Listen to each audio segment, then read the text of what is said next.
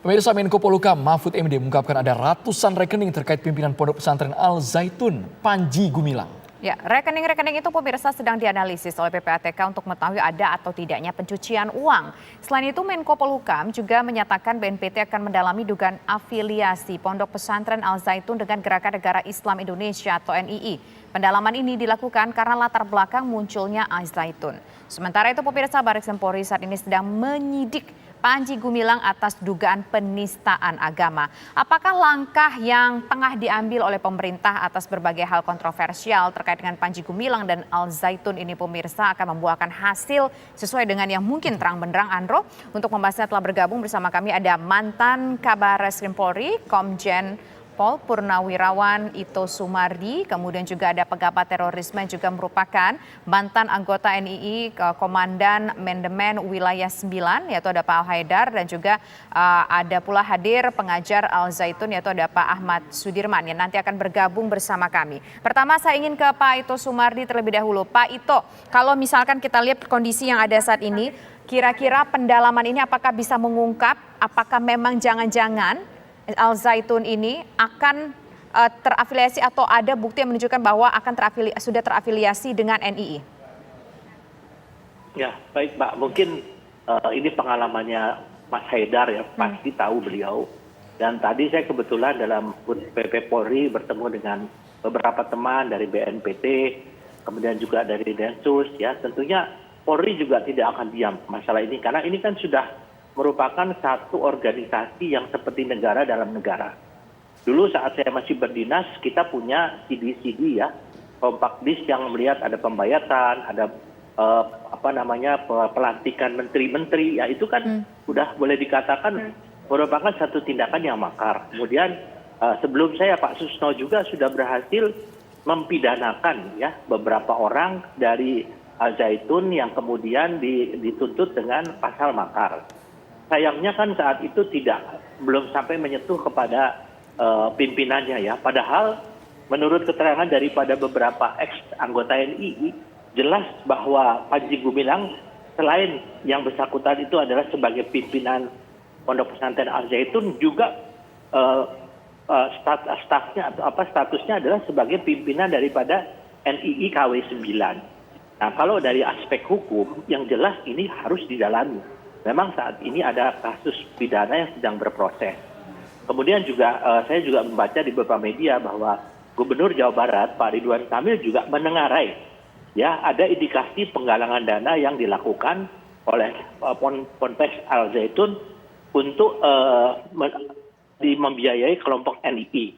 Namun ini tentunya harus didalami. Saya kira mungkin kalau melihat daripada keberadaan Al Zaitun, betul tadi disampaikan oleh Bapak Menko Polhukam, saat ini adalah individu. Tetapi kan kalau di hukum pidana itu dikenal ada tempus delicti, waktunya daripada melakukan satu kejahatan, atau locus delicti, tempatnya. Meskipun memang Al Zaitun itu tidak bisa dipersalahkan, tetapi perbuatan itu terjadi di tempat itu. Nah, ini sekarang kembali terkait kepada NII ya, KW 9. Jelas ini satu organisasi yang tidak boleh ada di negeri kita ini. Jadi tidak boleh ada negara dalam negara. Dan tentunya saya yakin tadi dari mantan pimpinan BNPT, kebetulan saya ketemu dengan beliau saat ini ya, BNPT sedang turun ya. Tentunya harus hati-hati dalam melakukan penyelidikan. Kemudian juga harus cermat berdasarkan bukti-bukti. Karena ini nanti tentunya akan mengarah kepada siapa yang bertanggung jawab.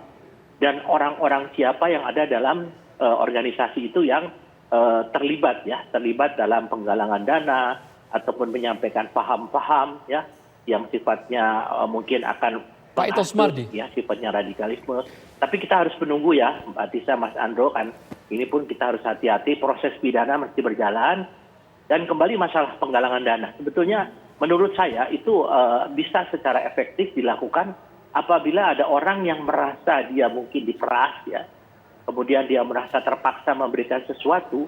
Itu kan ada pasal kalau nggak salah 468 ya, itu mengatakan bahwa dalam pemerasan yang ancaman hukumannya 9 tahun, kalau itu dilaporkan otomatis dari pihak penyidik akan membekukan rekening-rekening yang terkait dengan laporan tersebut.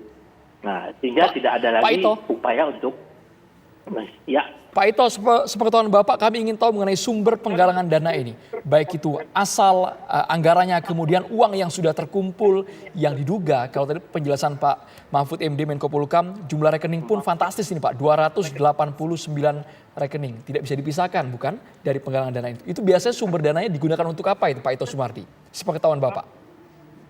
Sepengetahuan saya, Mas Andro, ya biasanya ini kan bisa dititipkan di masjid-masjid, ya kemudian juga ada orang-orang yang di luar dengan alasannya untuk pembangunan masjid, ada alasannya untuk pembangunan pesantren, ya.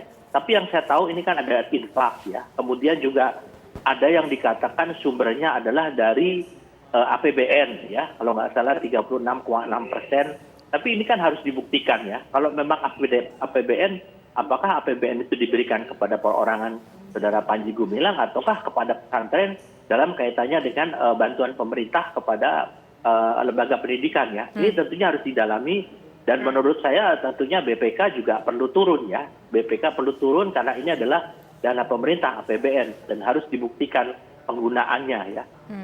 Dan saya kira mungkin kalau yang dari dalam yang lebih tahu adalah pasti Mas Haidar, ya, karena beliau kan yang sangat tahu betul bagaimana cara pengumpulannya.